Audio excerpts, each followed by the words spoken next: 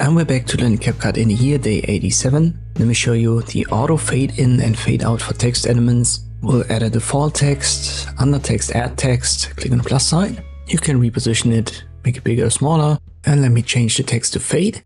And under animation, we actually have inbuilt animations. They're quite a lot. So it's a good idea to pick your favorites. For example, here's the fade when you finally find it.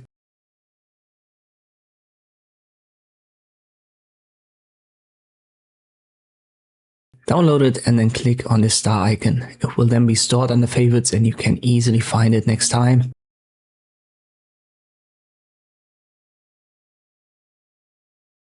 Keep in mind some of them are pro features. So yet again, if you don't want to pay for CapCut, these are not really available.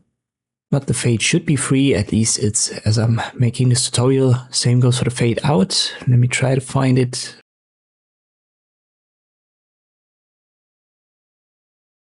Right there. So you have to download it first if you haven't done that already. And once again, click on the star icon for easy reference in the future. You can see these two lines now on your element, and this is the duration indicator. You can adjust that down here. And this is actually a relative adjustment. You can adjust it absolutely, so there are second numbers, but the maximum duration is defined by the maximum of your element. So if I make this longer, you can see we can also make our duration for the fade in and fade out longer. So the absolute time depends on how long your element is.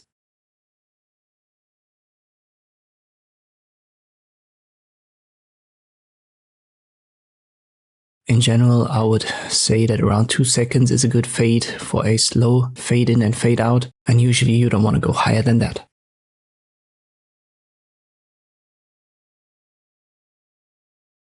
And it's the auto fade in for text elements in CapCut. I hope this video was helpful. Thank you for watching and I'll see you next time.